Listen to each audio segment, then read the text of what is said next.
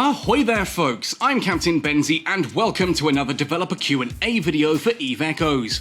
Now for those of you who already know what a developer Q&A video is all about, and for those of you who don't want to learn how to win a month of Combo Omega, then you can skip ahead to the timestamp that I've put on screen now.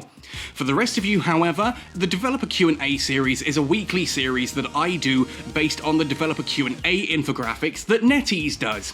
Every week they take a series of questions, usually 4, sometimes 3, sometimes 5, posed by you, the community. They respond to those questions, then post the answers to the official Eve Echoes Twitter account, Facebook page, Discord, and they're posted in-game too.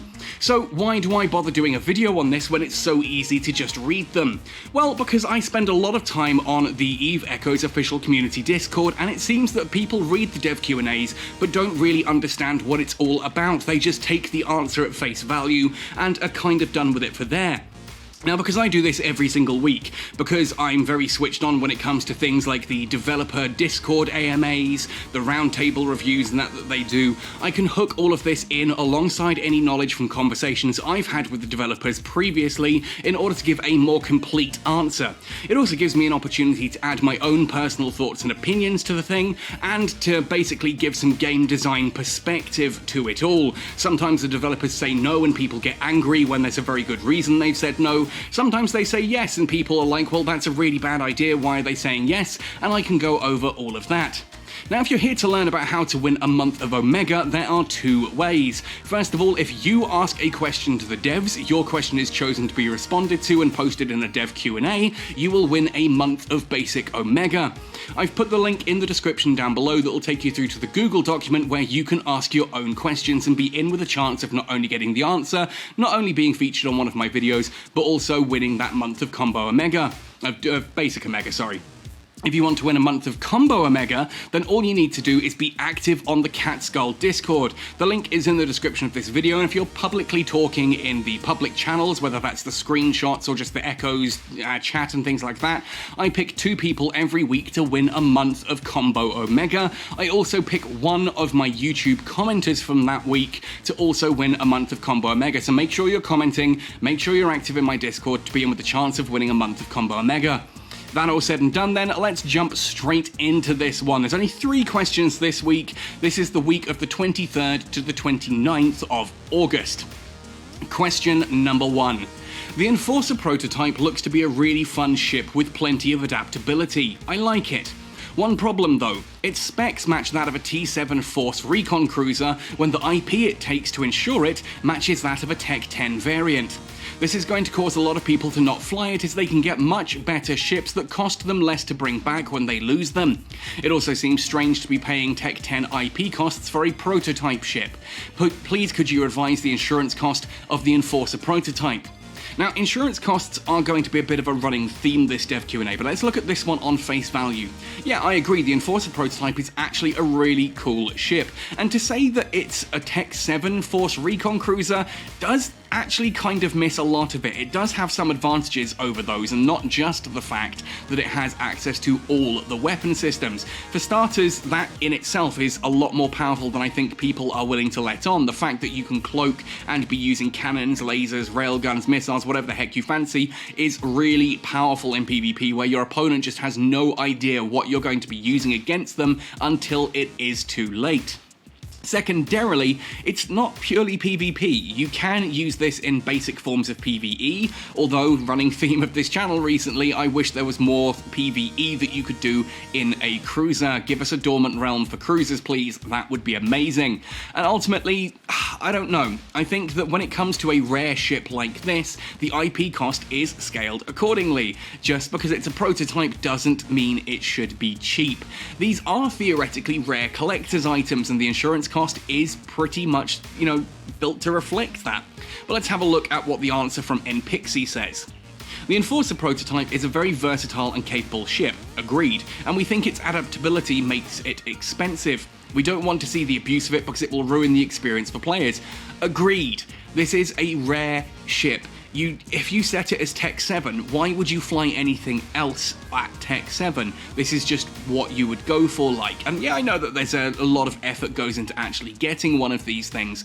I'm still yet to get mine through Project Discovery. But ultimately, it is a versatile ship, it's a cool ship, it's a powerful ship, especially if you get that nanocore for it. My goodness, that nanocore is really, really quite powerful. But ultimately, yeah, you don't want it to just replace the stuff that's on the tech tree, you want it to be in addition to. And the downside of this is that its insurance cost is very, very high. It's a great ship, and I don't think the insurance cost needs to come down at all on this. I think this is one of those that does need to be expensive, because it doesn't ever generate a buy order, and that's the key point here. When you lose any other Tech 7 ship or Tech 10 ship, eventually it will generate a buy order, at which point someone gets to build it. The Enforcer prototype, being a prototype, is never going to generate a buy order, so once it's destroyed, once the insurance system brings it back, there is no further destruction or consumption. You don't want many people to be flying these, or those folks who complain about insurance being the game-breaking thing that it is, well, yeah, they're going to be stuck with a ship that actually is breaking the game even more. Ultimately, this needs to be expensive, and that's why. It doesn't generate buy orders. You don't want it to replace the other Tech 10, Tech 7 ships. Yeah, it needs to be fairly expensive. Let's move on. Wrong way. Question number 2. Would it be possible to make player-bound items have an asked value of 0? This would make it easy to identify what items can't be traded or sold on market. This change would also help with padded kill mail. No, I'm already feeling, a little uneasy about that. The change would also help padded kill mail. Who's padding kill mails with, like, prototype rigs and stuff like this? I know that's not the only stuff that's player-bound items. Player-bound items also include things like nanocores. So, yeah, you don't want to set those to 0, because the entire point of having a big, expensive purple nanocore is it costs a lot of insurance to bring it back. Once again, we have the theory of insurance is breaking the game, but can you make the insurance cheaper for me, please? Yeah.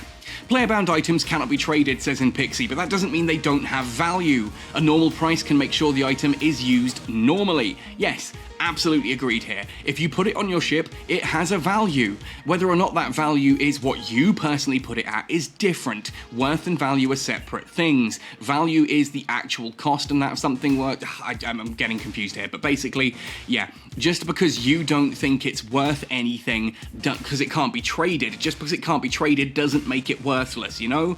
The fact is that if you've got a nanocore that is better than another nanocore, for example, if your better nanocore can't be traded, that doesn't mean it's worth less than the one that can and thus has a value attached to it, right?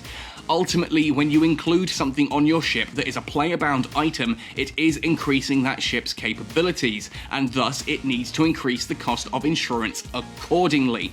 Now, having a little icon on things, like we have the little cut-in on the corner that shows that it's a C-type or a Federation Navy, you know, that kind of thing. Having another little cut-in on the bottom right corner that's maybe red with an exclamation mark that shows that it can't be traded, that would all be for. Setting the value at 0, yeah, no, come on.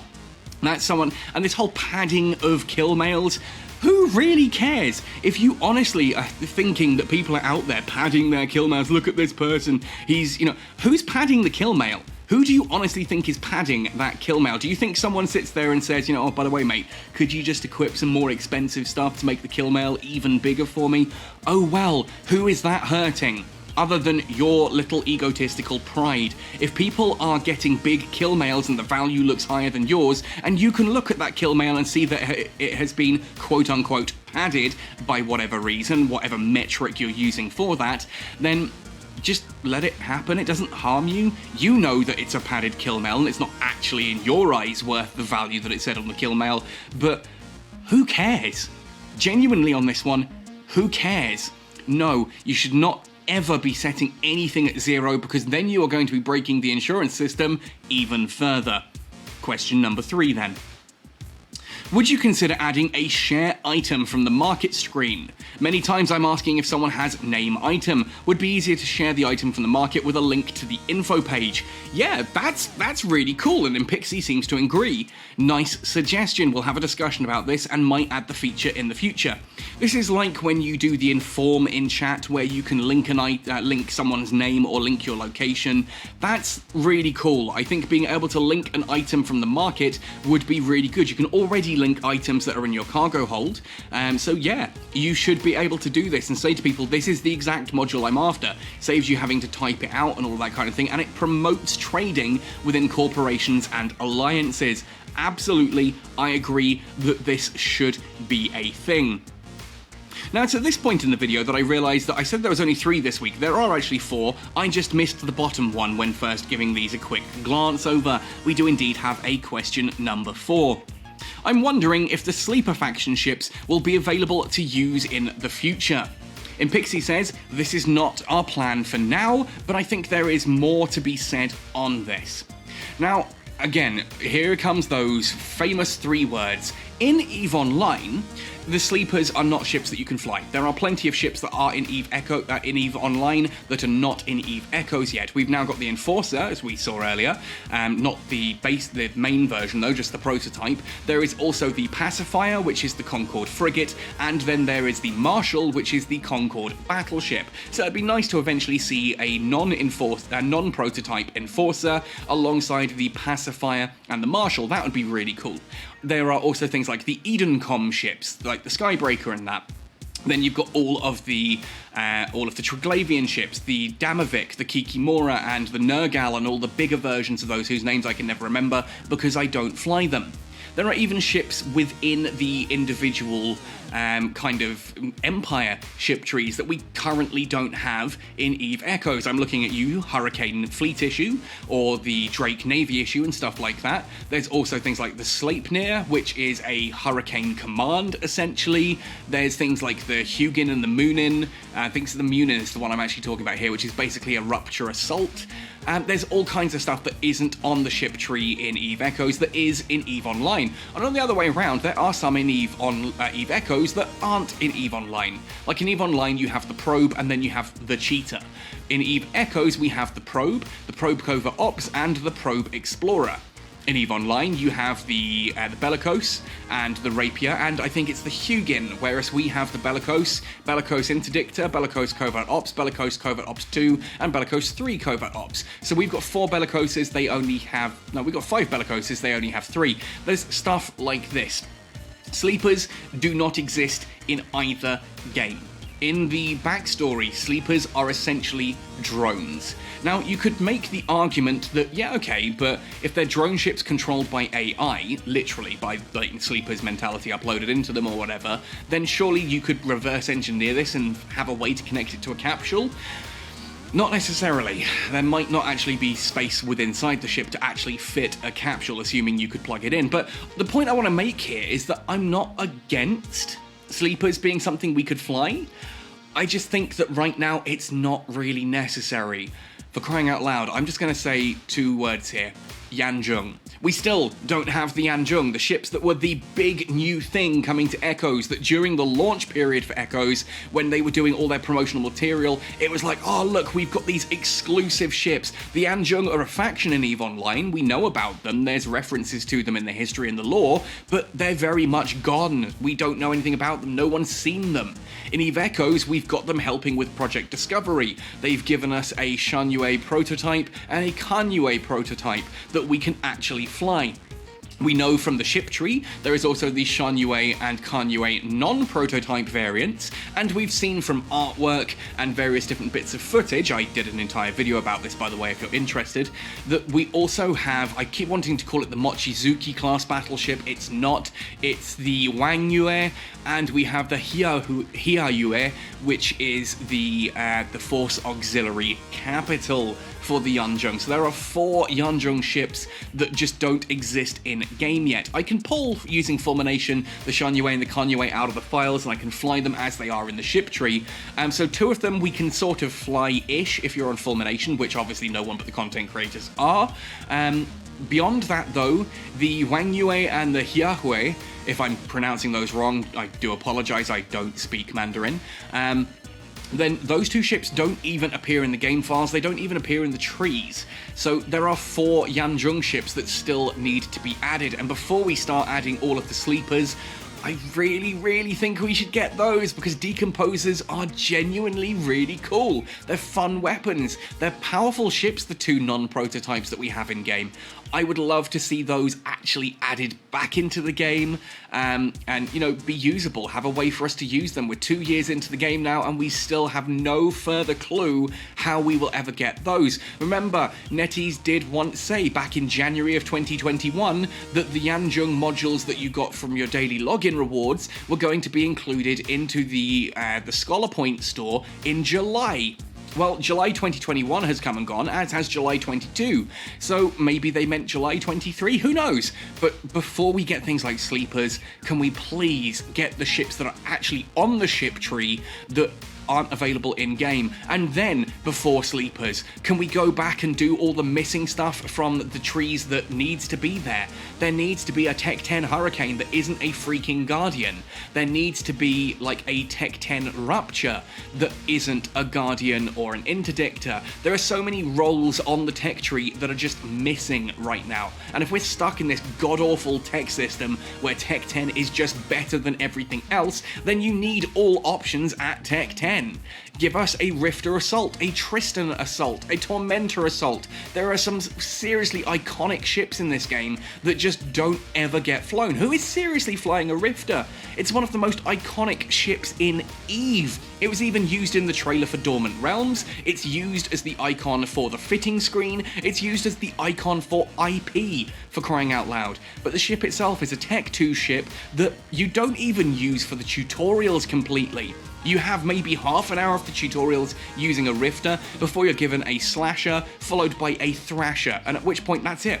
You never go, or the Breacher even comes in there as well. You never go back to ever flying a Rifter hull ever again, and at least the Breacher has a Breacher Assault, which is curious because the upgraded version of the Breacher is the Hound. That is what the Hound is. Anyway, I'm rambling off on the sides here. I think sleepers, I'm open to those being added as faction ships. I just think there are so many more important ships that need to be added, and I feel like people need to be asking about those more. We need those fleet issue battle cruisers. We need better versions of various different cruisers. We need more destroyers. We need more, definitely need more frigates at tech level 10. There are battleships that are fine, you know, battleships are probably the only thing that I would actually say on the tech tree right now is pretty okay. Battle cruisers, cruisers, destroyers and frigates need all their options. We need to get the Yanzhong in, then maybe we can come back for the sleepers. And who knows, maybe one day even add the Edencom and the Triglavian ships. Anyway, folks, those are my thoughts and opinions for this week's developer Q&A. Some interesting questions there. Nothing that makes Benzie too angry this week, which is quite nice. I disagree with the IP cost discussion that we had here about the Enforcer prototype. I disagree with making non-tradable items 0 value because they're not valueless. If you're ever fitting them to a ship, then you have proven that you see a value in them. The share item I think would be awesome. Sleeper faction ships I think would be cool, but we definitely need other stuff first. But hey, my thoughts and opinions are my thoughts and opinions, and I'd love to hear yours in the comment section down below. I would love to hear your thoughts and opinions on the Cat Skull Discord. Remember, 2 of you on that Discord will win a month of Combo Omega, and 1 of you on YouTube will win a month of Combo Omega as well, so make sure you're watching the replies to your comments, because if I don't get a reply within a couple of hours of having sent it out, I will have to pass it on to someone else because it's time restricted as to who I can send these to. Anyway, folks, thank you for watching this one right the way through to the end. Hope you enjoyed. Let me know your thoughts in the comments. Subscribe and hit like if you haven't already. Happy sailing, and see you in New Eden.